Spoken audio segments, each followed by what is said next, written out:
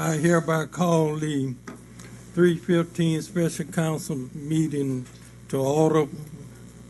This meeting is specifically for a briefing on the Siemens contract. In saying that, we'll turn it over to the mayor who called for this meeting.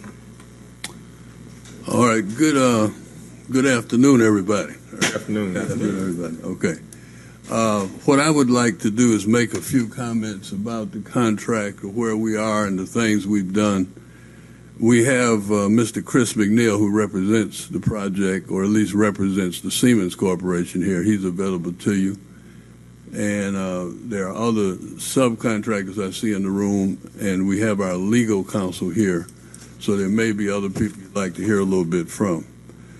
But let me say this, is that the status of the Siemens contract at this point, of course, for the little bit of history for those who may not have been around when we were going through this, is that we entered into a contract with Siemens in order to provide us with water meters on one hand, which would in fact read more accurately the water usage that was being utilized of our water system in the city, then allow us also to have a better billing system and a more technologically advanced billing system, which would alleviate some of the labor intensiveness of our billing and increase the accuracy of our billing.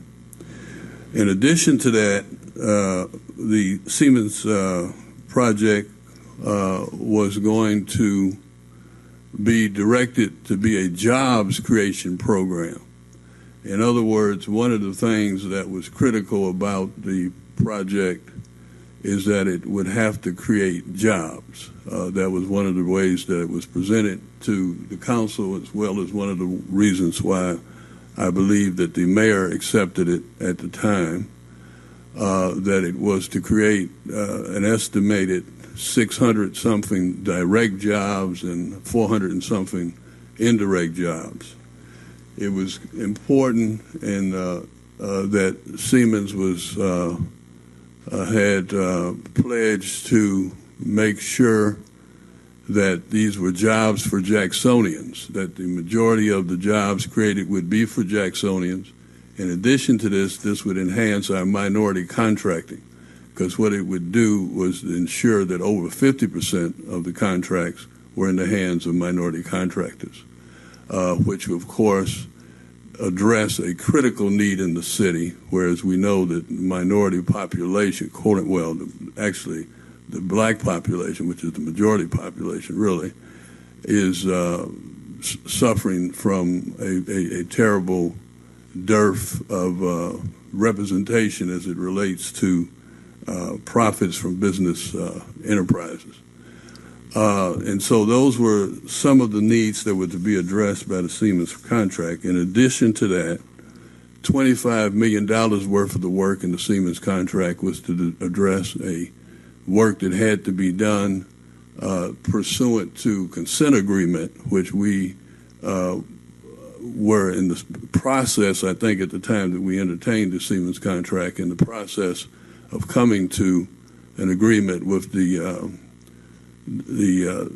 federal government and their environmental quality unit on the question of the need to address our not wastewater, but to address our sewage system and some of the other maladies which we were experiencing in our system. So those things required that we do a number of improvements, and $25 million of the money was geared in the Siemens contract in order to address those improvements. Since the time that the contract was signed, which is somewhere in February of, finally I think signed in February of 2013, there has been no notice to proceed signed yet. A notice to proceed is the document which would give Siemens the right and all of its subcontractors to proceed on the project, to actually start purchasing and installing the meters in question and doing whatever other work is designed to be done. I was elected in June of 2013, and at that point began to investigate to see where we were on the Siemens contract. There's been a number of issues raised about the Siemens contract, whether or not the money is too high, the $90 million, which of course I've neglected to mention, that the contract is costing us $90 million. Not in excess, I think it's the way it's termed is not in excess of $90 million. And the money is to be raised and has been raised in bonds. Actually, the money has been raised and is in the bank in bonds. At one point, the selling of the bonds was interrupted by a lawsuit which was filed, which held the selling of the bonds in abeyance until the Chancery Court could make a decision on whether they could be sold. That suit was withdrawn, and so that suit no longer exists. And once it was withdrawn, somewhere around about June 21st, if I'm not mistaken, once that suit was withdrawn, I don't know if it was June 21st or May 21st, it escapes me right now, but I think it's June 21st. Once that suit was withdrawn, then we were put in a position where the bonds could be sold. They were sold, and the money is currently in the bank. There's other multitude of issues raised and some concerns about the verification of the fact that actually we were going to actually get jobs for Jacksonians out of the project. One of our departments had a program where they were signing up people, or they had businesses that were there to sign up people from Jackson in order to get jobs, and was concerned that the Siemens project did not appear to be signing up the number of jobs that they thought would be necessary in order to meet the quota. I've talked to Mr. Chris, and he has assured me that that is still an objective of the Siemens program, and has insisted that the minority contractors, or the contractors period, are going to be informed of that and have been informed of that, that that's the responsibility that they intend to meet. He also has indicated that he's going to make access to the contractors for us to speak to and to support Siemens in the unambiguous instruction that jobs for Jacksonians is a necessity of this project, and so that the Siemens project would be fully behind that. And part of verifying that, they are prepared to employ a technique which is usually used of reporting in the Davis-Bacon Act contracts, which this is not. This is not a federal contract. But if it was, it would require constant reporting with the people who were working on the project, their addresses and things of that nature. And so he has indicated to me that he would be willing to use that reporting technique in order to supply us with information who is working on the project. In addition to that, there has been some questions raised as to whether or not we should have, could have, or should at this point take a detour and assign this project to our Public Works Department and have them perform it in order to, I assume would be to save money. And of course, there's been no analysis exactly done of how much money we would save, but at least that was the inference, and that we would save money and at the same time build our own infrastructure, our own ability to perform these kind of contracts. That was one of the issues raised, and as recently as yesterday and today, we have been entertaining discussion on that from Siemens and other people and other experts. It is my conclusion, and I'm going to skip ahead now and try to tell you what I've come to the conclusion that we should do. And then from there, I'm going to entertain any questions that you'd like to put to anyone else. I do not feel comfortable at this point with deviating from the contract. I think that there's a lot of possible problems that we can encounter. It is not totally clear to me that doing anything other than what we said we were going to do in the prospectus or the disclosure document when we sold the bonds, doing anything other than what's in that document, which is that Siemens would perform this contract, doing something different than that may cause, in my view, legal problems perhaps, and if not legal problems, it may cause some problems with our bond rating. Okay, and I'm getting this opinion from, to some degree, our counsel, and from some degree other counsels that I've talked to. Okay. Secondly, I've gotten kind of a varied opinion from our own sources as to our ability to form the contract. I think that putting the meters in is not rocket science, as I'm told, so it can be done. Can we do it applying the same technology on the same time course and with the same degree of success in insurance is something that, to me, the jury is still out on. And I'm we're open to hear the other opinions on it, but I think the jury is clearly still out on that.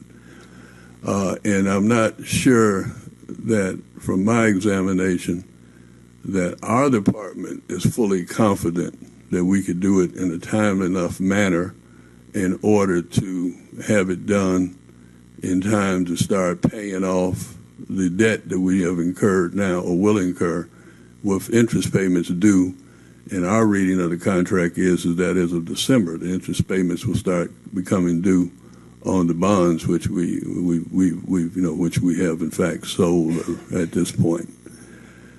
So I think that I feel that I'm not confident that this was the best decision to have made, and I want to say here, without being political about it at all, I think transparency is something that we have to have, because if we have it, then these discussions can be held early on rather than late in the game. And if we have early on discussions and we have the ability to talk about these things and raise these issues, then when we make the decisions, I think we'll be a lot more sure-footed. Going back, though, and trying to undo this deal, I think would be a mistake. I do believe that that we are dealing with people who are intending to commit to the contract, intending to perform the contract. I do believe that it's going to take tight verification and monitoring. We actually have a proposal out, a request for a proposal for a managing firm to come in and to monitor the contract for us on our behalf. Of course, Siemens has its own manager in place, but we wanted to have a manager for us, and we put a request for proposal when these proposals are due actually tomorrow. And so we'll be knowing shortly after tomorrow who has applied for that position and who can monitor the contract. So I think that pretty much covers where my opinion is on this matter. And like I said, I think that we can entertain questions to me. Chris O'Neill is here from Siemens.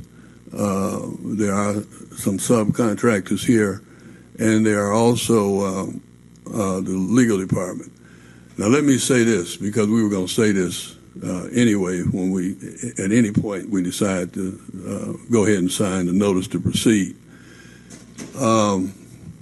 That we are not playing with the terms of this contract. Anybody that does not go along with the Jobs for Jacksonian initiative here and gets it, I don't care if it's the contractor, the subcontractor, or subcontractor of the subcontractor, if they decide to do something different, then I will take that as a very serious offense against the city of Jackson, right? And take it as a statement that they really don't want to do business with the city of Jackson in the future, right? So I think that that's important because to some extent, we have to rely upon people's good intentions and goodwill in order to do this. And so I think that's important. And I only say that because of some of the concerns that were raised by our own department when they were signing the people up. That is clearly the case. If we don't get what we're looking for in that regard, then I would think that would be most serious. The other thing is, it seems that Siemens has already complied with the minority requirement in terms of the number of businesses that they have hired, quote-unquote minority businesses, or which they've signed up or are in line to be either signed up or have signed up by contract in order to perform in the contract. So there's where we are at this point, and so I'm sharing this with the council. I don't know it. We can, to what extent we can talk about alternatives without going into closed sessions, but our council's here to tell us when we should go into closed session if we need to go into a closed session. But I should also point out that the only thing that's left for us to do is to sign a notice to proceed. The council, the city council, has voted to proceed. I mean, they voted, we've approved this contract. And so, as the chief executive, that's what I'm supposed to do, right? Okay. And the only way that I know that I'm not supposed to do that is if the city council tells me something else to do. Okay. So that's basically where we are right now. So we can go on with these questions. Okay. Okay. I see Chris here from Siemens. Come up, Chris, and you give us a kind of general briefing on the part of the contractor, the bonds, where the money is, the contractors, subcontractors, where we go from here. Hi, Chris McNeil with Siemens. As far as where we are with, let's say, as far as the contract goes, right now we are, waiting, as the mayor said, for a notice to proceed. That's kind of, I guess, what really kickstarts. We can't really do anything until that happens. From a money standpoint, as the mayor indicated, all the processes have been complete. Bonds have been sold. Money's there, to utilize for the work. So, once the administration does give us the notice that we can proceed, it's there to be able to use. As far as the contractors go, we've actually executed about 90% of actually the contracts to the minority business suppliers. If you'll remember, when we originally brought this forward, we had committed to a 58% minority participation, actually an African-American business enterprise participation rate. Contracts that have been written, we have exceeded that rate. We're close right at 60. I will point out that, with these contracts being signed, Siemens, through the contractors negotiated, we're contractually obligated to hit those numbers. So, something I'll point out is in the event, and, the mayor mentioned about, being committed, to working to where people are using people in Jackson. Well, let's say that we come up with some compliance issue or a contractor that maybe doesn't, perform the work, the way that it's supposed to be done. Contracts that we're obligated to replace that person if they're a minority firm with another. So there's checks and balances in place to ensure that the money is staying here in Jackson. Let me think. Trying to think what other questions we got. We had that, and like I said, as you can see, I know the issue, was talking about got raised at a jobs fair. I mean, the way these jobs work, and until you kind of get a notice to proceed and when you're going to work, you just don't go hire a whole bunch of people and have them sitting on the sideline. But I'm kind of actually shocked. I've actually talked to a lot of you guys, but think this room pretty much shows for itself. I mean, the kind of workforce we're looking at right now, and these are guys that have been waiting on this job for a long time. Mr. Tillman, I'll tell you personally, I've gotten a chance to deal with a lot of people inside the city. I mean, my phone has rang off the hook for the last 12 months, and you hear stories about people that are out there they're either trying to find jobs, trying to pay their rent, they've whatever various issues there are, and this contract, it almost breathed a little bit of life of hope into it. And I guess the thing that was kind of touching to me is even though you got some major firms getting some major contracts, there's a lot of small people, some small guys that may not necessarily always participate in these jobs, that they're getting an opportunity now. So as I've said, we are committed to the jobs program. I have specifically told the mayor when we have a meeting with the subcontractors, I've been very clear. It's a privilege to be on this project. If you want to work for Siemens, we're going to comply with exactly what we told the city council we were going to do. And if you do not comply and work to try to put people to work inside Jackson, you won't be on this project. So I think you guys know how serious of a person I am. I've never been a kind of a fluff kind of guy. So, I mean, Mr. Tillman, I give you guys my word. You've had my word for 3 years now, and I've delivered on everything I said I was going to do. So I guess I'll open up to more. Thank you. You have anybody else other than Chris that you wanted to presentation?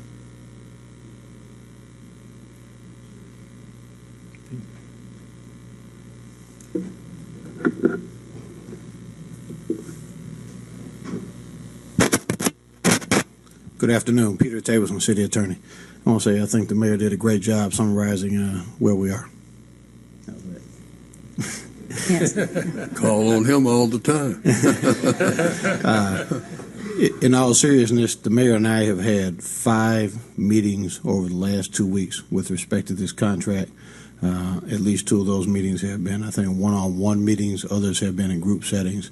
We have looked at, the mayor has asked us to revisit a number of different legal issues regarding this process and this contract. We have looked at those, and I don't want to get too far afield that will require us to go into any executive session with respect to legal advice. I do think the mayor has summarized our discussions well, as well as the discussions the mayor has had with other legal counsel. I have revisited with Baker Donaldson, Steve Edds, Anthony Simon in person last week to address additional questions that the mayor asked with respect to this process. And again, I think the mayor has summarized where we are now. The question is compliance going forward. All of us knew that this contract was complicated, had a number of different moving pieces. But the council has spoken, and the mayor wants to make sure he's doing his best job as chief executive officer for this city and moving this process forward and ensuring that the citizens and the ratepayers in this city get what the city bargained for. Thank you. Council colleague, now is our term. If we wish to engage the mayor, the city attorney, the major contract questions or comment. I'll start to my extreme left, Ms. Barrett. Thank you. I'll just make this quick. I agree. The mayor made an incredible, in fact, I said to Tony, what a perfect presentation you made. Very informative and to the point. And that's where I am right now. I think you raised the issues that are important considerations, and that is our bond rating, the fact that we're accumulating interest, the fact that we've done no in-house evaluation or analysis on changing courses at this time. And I think that Chris has given us the assurance that you demanded of him, but I think he came right across and has given it to you and to us. So I think you raised the issues, and in my mind, I don't think it would be prudent or wise for us right now to change course. Thank you. Thank you, Mr. President. Mayor, I appreciate your commitment to seeing that jobs stay in the circle, because I have definitely been trying to get my homeboys who typically wouldn't be able to get on projects because they that box keeps them out of it. So I appreciate that. I guess my question is simple. The verification that or the verification model that Siemens is being asked to use, and I want to be clear because I may have heard you wrong. Are they going to use the federal model that you spoke of? Yes. Okay. And is there a timeline on when they'll offer that verification and then you'll issue the notice to proceed? Well, what happens is that, and I can be corrected if I'm wrong, but I think that what happens is that the notice to proceed has to be issued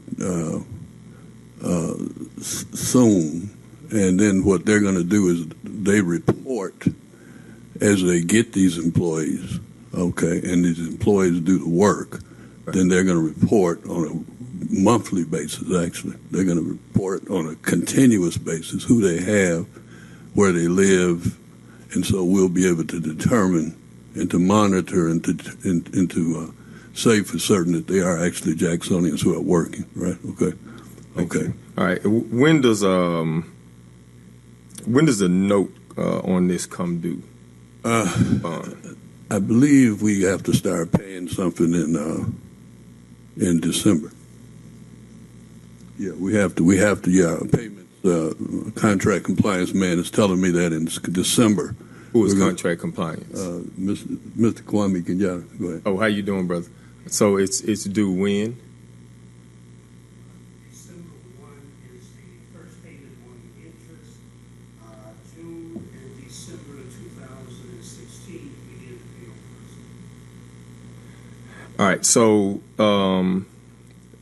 how long? I guess this question is for you, Mr. McNeil. How long do we have between now and that first interest? Not how long, but how long will it take for us to start seeing realized savings if you started work next Monday? Will we see savings enough to be able to start paying on the interest December 1? Why we need to get started. It's immediate. That's why the way the cash flows were, there's interest payments in that construction period that you're relying upon savings that are created by us starting work right now to be able to pay it. So, yeah, I mean, yes, that is, once we start work, it's just going to start accruing up. All right, so, because I just want to be clear, I heard your explanation, but I don't necessarily know if I got the answer. Will we see savings between Monday and December 1? Will we see savings? Without a doubt. All right, we'll see savings. And I guess my last question, Mr. President, and I'll wait if we get another round. When the project gets started and we'll have the verifications, this is another question for you, Ms. McNeil, and we start seeing that, I know that a part of it, well, actually it's for you, but it's also for Public Works or whoever does the budget. It's my understanding last year when we were working on this budget that savings from this project was built into the 2013 budget. Is that correct or is that not correct? Dan Gaye, Public Works. That is correct. How much of is your budget? Yes, sir. How much of your budget is accounted for in this project? What we had anticipated originally was to go to work in December, and so we had about $3 million right off the top that we were looking to start saving with the plant operations. All right. So we had anticipated $3 million that was budgeted into your budget. So as it stands, where are we in terms of a deficit? Because as of right now, you don't have $3 million. Correct. We are pinching pennies as we speak because, again, we had anticipated this. A lot of that work has now been delayed into next fiscal year. Okay, so that was my next question. So are there things that we can defer to the next budget? All right. Thank you. Thank you, Mr. President. Thank you, Councilman Yarborough. Councilman Stamps. Hey, thank you, Mr. President. And great job, Mr. Mayor, for explaining a few things and clearing some things up. You know, for the record, to keep the Stamps, I didn't want to close down the Siemens deal. I probably got a phone call from half this room this morning. Starting at about 4:30 this morning. But I want the work to continue. I want the work to complete, but I want the work to get started. But starting off with my questions, if we got $25 million in this contract going towards the consent decree, and that leaves $65 million that's going towards the water meter plus software, how much is the software piece? How much is the software? I'm not quite sure what the software. I know the meters are costing about $350 a piece. Is that how much the meters cost? About $350 a piece. That doesn't include installation. That's actually just the meter. The meter itself? Yeah, just the meter itself. And then you've got to install it, and then also you have to account for any repairs with the old pipes that are here in Jackson. Okay, so how many man hours are you projecting per meter? I'll pull somebody up here. Like I said, if you want deep 2, details. 4, 5. No, what I'm saying is we're spending about $1,000 per water meter. So if you said a meter costs $325, the problem is it isn't just. This is the issue you have out there. Okay, as far as the installation of it, you guys have very old pipes. Okay, so when you go out there, you're not only just responsible for going out there. Let's say we go in, take a meter out the ground. Let me just hold on for a But you have other repairs that have to be done to it. You know, through our research, the city of Baltimore installed 400,000 of these things for about 126. The city of San Francisco installed about 126,000 of these things for a little under $40 million.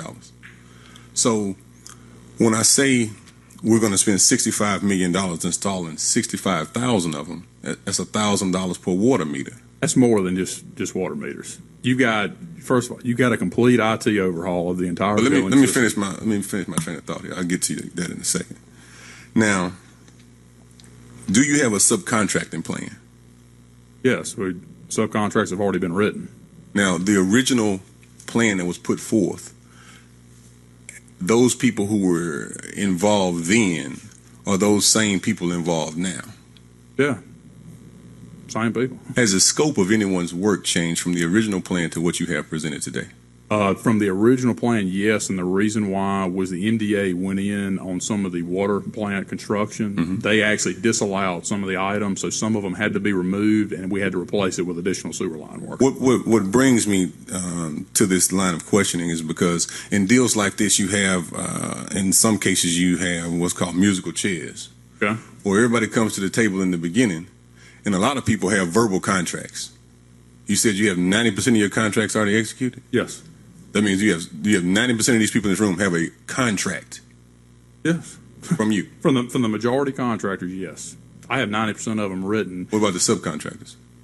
I mean, that's between them and their subs. I mean, it's my responsibility to give out my subcontracts that I'm going to write, and a lot of these other guys. I mean, it's a tiered process. Right, I understand that, but what I don't want to happen is we have a lot of people talking, a lot of rumor mill, a lot of people saying, oh, you're going to do this, and you're going to do that, and you're going to do this. And then you have a situation where you got musical chairs. When the music stops, you got a bunch of folks who ain't got no seat. I know this. We presented a plan that said there was a certain scope of work that was going to be going to minority businesses in this city, and it was a certain percentage. And if I deviate off that, I got to write this city a check for $9 million. Trust me, I got more of a vested interest in making sure that these numbers get hit than anybody. You know, Mr. Mayor, my point of concern also in this matter is that, let's give a simple analogy of my house. In my backyard, I got a septic tank. Behind my house, I got a creek. Now, the EPA has said that we have to fix the septic tank sewage system in a creek. And now I go outside and I fix a water meter that ain't necessarily broke. It may not be the most efficient device out there, but it ain't broke. Now, I'm glad to see that $25 million of this project is going towards the bigger problem that we have to fix. And we're starting to divert our attention, but that should be the main. I want everybody in this room to work, to be honest with you. But I want them to work on the most prioritized issue that the city has, vice fixing stuff that ain't broke, because we got enough stuff in the city that's broke. Right. And also, in looking at the Public Works budget, Public Works has only spent 54% of their budget for the year, which means they got $128,933,735 right now of this year's budget, with 2 months left in the budget cycle. So, do we have a plan to spend this $128 million in the next 2 months in Public Works? Can I speak to that? Yes, sir. We having the budget meetings, and we haven't gotten to Public Works yet. We will in the next week, within the next week or so, and we'll bring you of course, everything we do, we're Yes, coming sir. back to you. And I don't want to act like the bulldog here because the mayor has done a great job of being open, transparent. Anything I've ever asked for, he's done. Yeah, But when you start adding these numbers up and you start saying, well, shoot, Public Works can install water meters. Okay. You know, you start saying, why we borrowing? If we're going to save money, why we borrowing money? Well, let me say, I don't like to speak off the cuff too much, but if you got $128 million, we're going to fix some roads, right? Well, you know,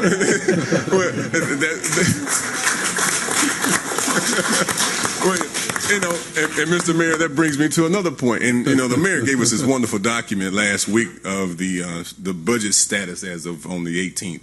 And if I go up a few lines where it says resurfacing and repair fund 213, we've only spent 15.6% of our resurfacing. Mr. Stamps, I'm going to interrupt you there.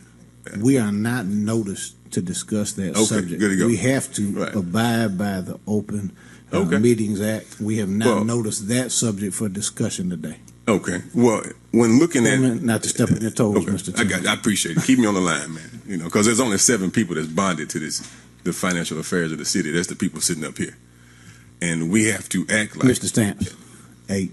Okay, all right, good to go. But so my point is, when you start adding these numbers up and you start looking at the whole reason I got so interested in this is because you start looking. This is a lot of money on the table, and it can do a lot of good for Jackson, and it can do a lot of good for the suburbs. And I'm here to build Jackson for the folks in Jackson. And the musical chair situation is what I want to safeguard against, because everybody talk to me too. Just like they talk to you, they talk to you, they talk to me too.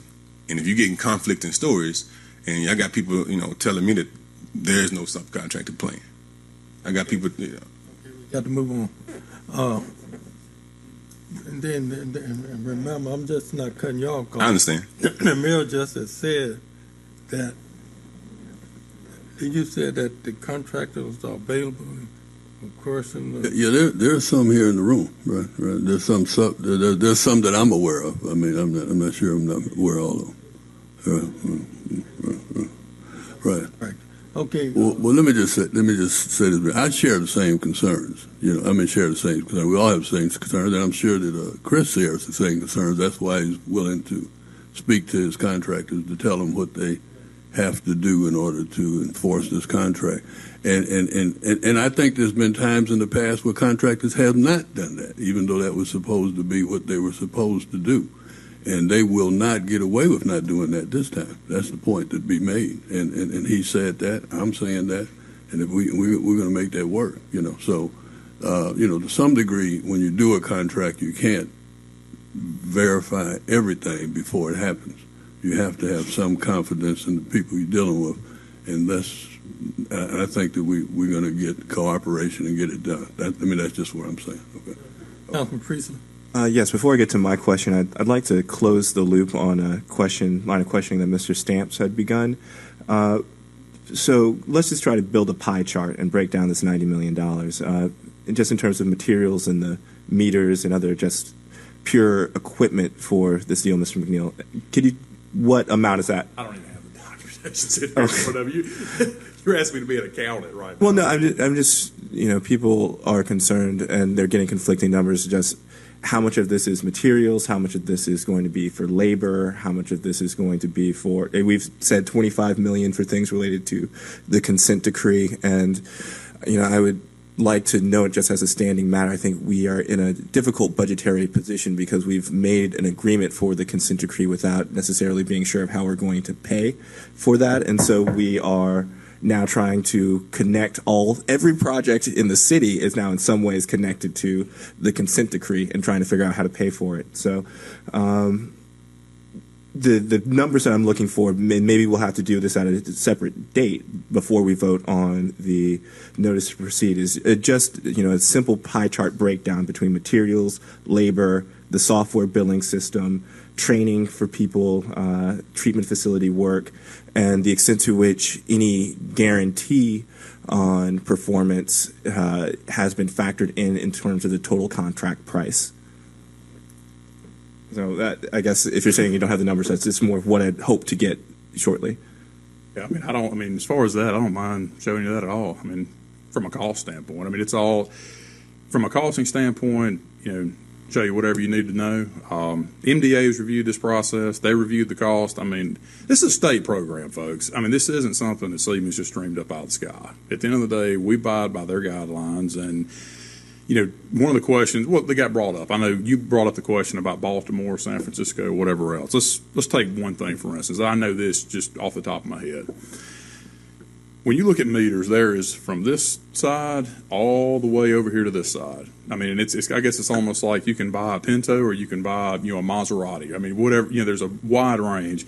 When you develop these jobs, the way the PC stuff is, or performance contracting stuff in Mississippi is, you don't just look at first cost, okay? You could go in here, put the cheapest possible meters possibly in the ground, but the city may still be operationally inefficient.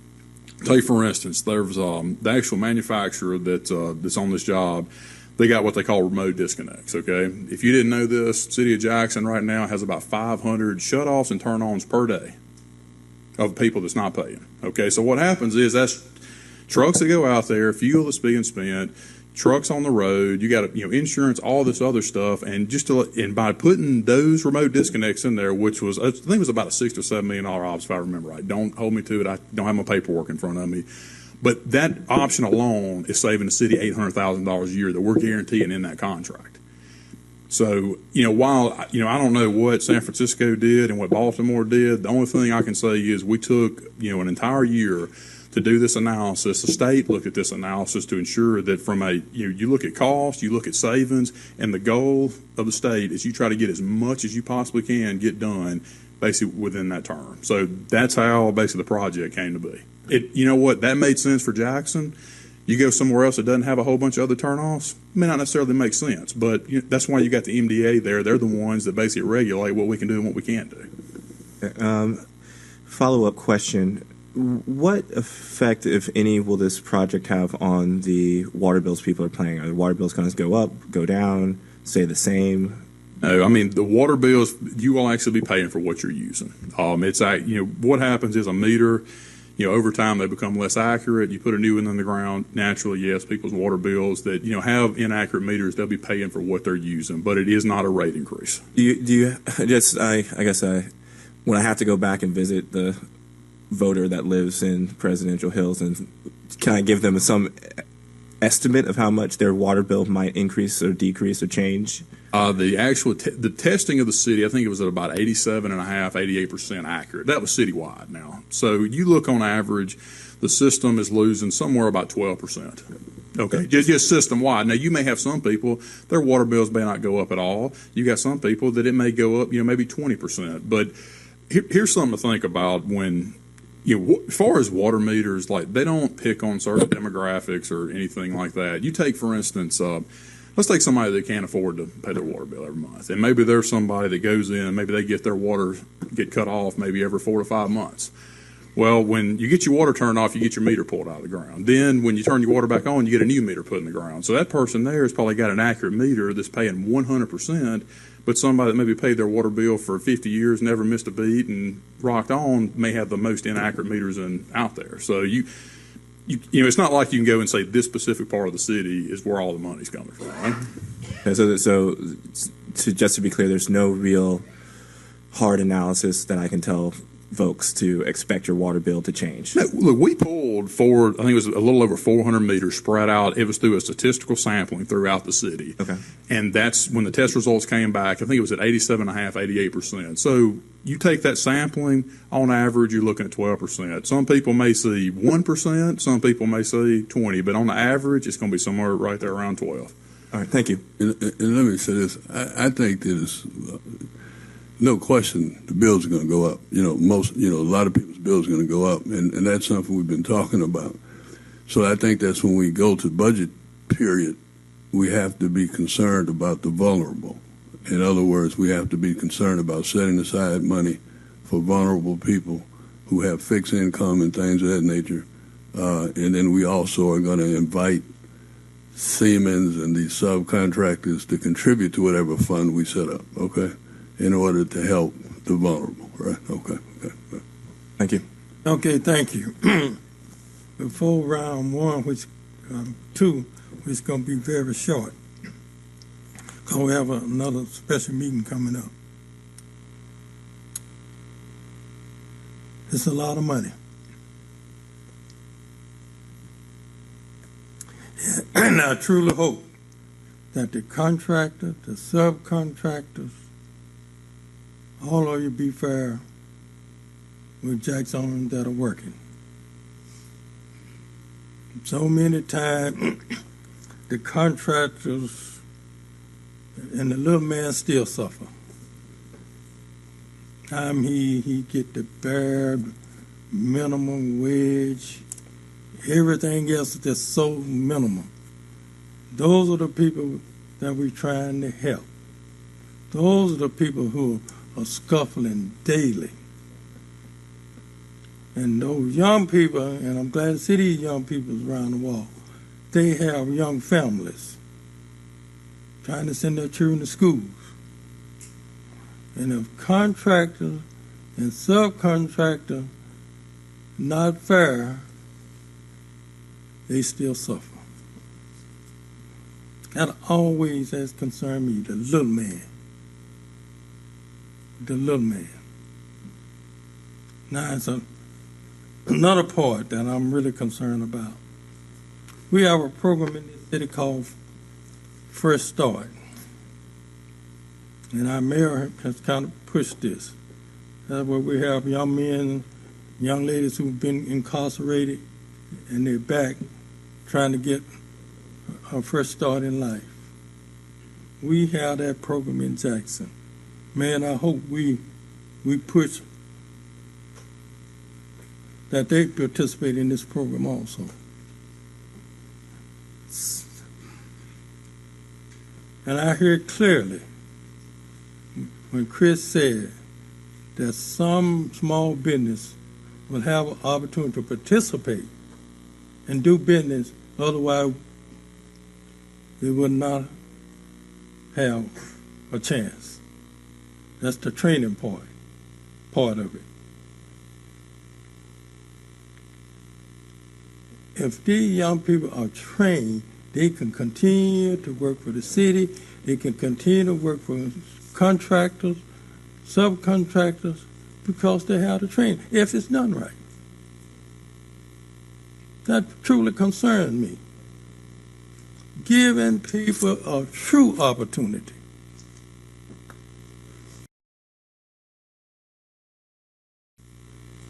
To be productive citizens. Accountability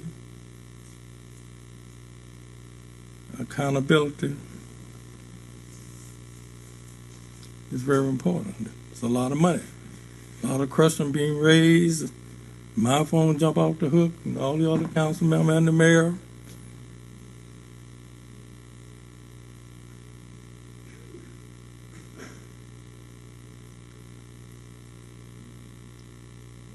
I was glad to hear the mayor say we're going to have a managing leg on this also. Because we got to be protected. The council votes for this money. And if it goes wrong, it comes right back to us. Not you, not the contractor. This city council.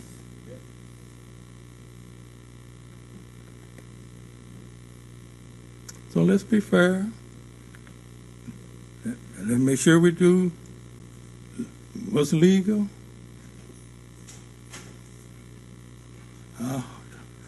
I look at the program on television sometimes called greed, where people get in trouble because of money. Greed. Don't let that happen to you. And if this program goes well, it could be a model for the country. But you all ought to make it the model. I heard the mayor say if somebody found darn something that's not right, he's going to step in. And I'm going to be right behind him.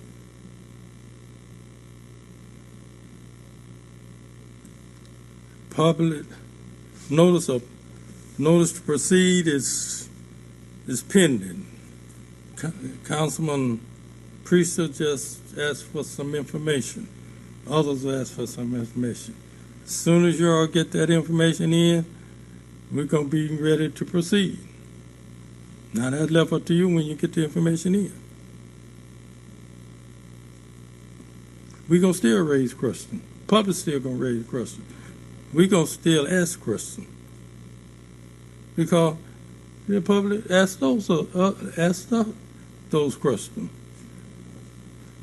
Attorneys calls us, accountants calls us, people call us from other cities.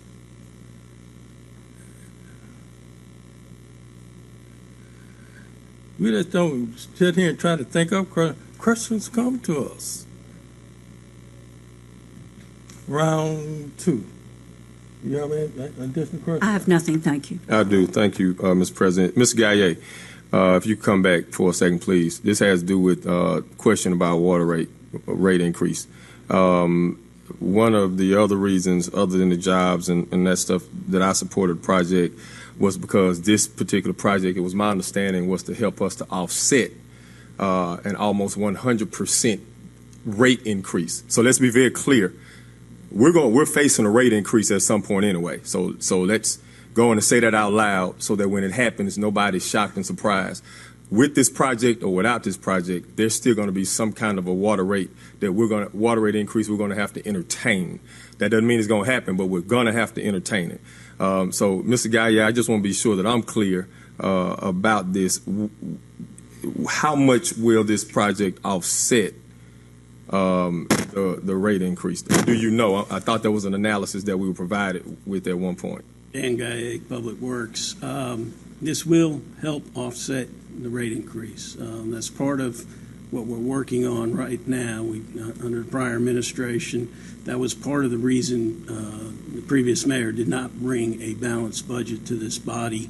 There was 2 outstanding issues, the water and sewer rates.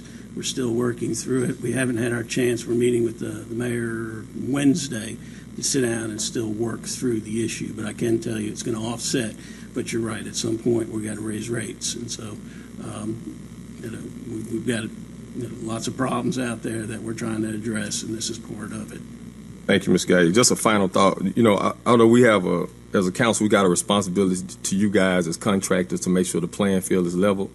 But I think ultimately we're duty bound to be sure that the little folk who aren't going to see any of this money, that they are represented by us while we sit here. So although we will make a vote in your best interest, for those of you who are a part or directly or indirectly, we still have to make considerations about people who don't make these meetings, about people who will ultimately be impacted by this. So my comment is to take a stab directly at the politics that is the pink elephant in this room about this project. So I wanted to be sure that I said that, and I said it as clearly as I could in terms of my decision-making process. Thank you, Mr. President. Councilman Stamps. Thank you, Mr. President. I'm a firm believer that numbers don't lie, people do. And that's why I ask questions in reference to numbers. Nothing personal, Chris. But so when asking questions about how much the water meter costs, how many man hours, and those types of things give me and the public the reassurance that everything is above board. So that's why I'm asking questions, and if you're not prepared to answer them, I don't understand why not. But that's what I'm looking for. Right now we're looking at $1,000 per water meter. I just want to see how that breaks down. I have no issue whatsoever showing you that. The thing is, what you're asking for is, this is a $90 million job with 10 gazillion, quadrillion moving parts in it. Me and you need to sit down. It will take me probably 3 days to explain all this to you. I mean, and I'm more than happy. We will sit down and go through it. That's all I'm asking. Okay. I don't want to stand up here and say something and then it be incorrect. When I tell you something, I want to make sure it's correct. Okay. And I think that's fair. Right. Well, actually, it's $65 million. But go ahead. One thing I will say, the $65 million, just for the public to know, this is the lead into our conversation. That is not just for water meters. Okay. It is IT systems. It's you got collectors, infrastructure. There's repairs you actually have to take inside the boxes. There's meter lids. It's not just a water meter. So right. I do want to clarify. In return, that. Because I have to come back and respond to the constituents. Because you don't talk to them, I do. All 27,713 of them. and I want to make sure I have accurate information to give back to them. All right, no problem. You got my cell phone number. All you got to do is call me. Councilman Priest. Thank you. We appreciate your time. Yes, sir. Appreciate Mayor having this briefing. Hopefully it's shown to the public because the questions are out there. And we'll continue to be out there. I can't answer all of them. The mayor can't answer all of them. No one can answer all of them. Even Chris said right now, there's a lot of things still floating out there. And we understand that. We understand that. But thank God we have transparency when it comes to the administration, legal, the contractor, all involved. The mayor said we can sit down and talk. And when questions come to us, we can find the answer and relay them back. I thank you for the transparency, Mayor. Thank you. Something I've been fussing about for a long time. And I'm happy it's here. And you have any final remarks? No, thank you. I just want to thank everybody for coming, and I think this is appropriate to come out and let your opinion be known, let your presence be felt, and I appreciate the council's very deep and considered questions. I think it was very appropriate, and so I think this is how the government is supposed to work. So let's work it. Let's work it and get this thing done. Okay. Have any final remarks, Chris? Looking forward to getting you guys info where we can go to work. Hey, Mayor, is it a time that you trying to make sure everything's in before you can sign the notice to proceed? Because the council has asked for some information, and that information will have to flow back. Well, let's say this, because I know that the bids are the bids or the requests for proposals, whatever we call them, are in tomorrow on the 23rd. I'm not exactly, maybe Dan Guy knows. Where's Dan? When are we supposed to make a decision who's going to monitor this thing? Okay, all right. I would say I would like to certainly be able to give them a notice to proceed within the next 2 weeks at the latest. Okay, the next 2 weeks at the latest, and I'm conscious of the fact that the clock is ticking on us. Okay. Okay, we thank you for coming. This special meeting adjourned.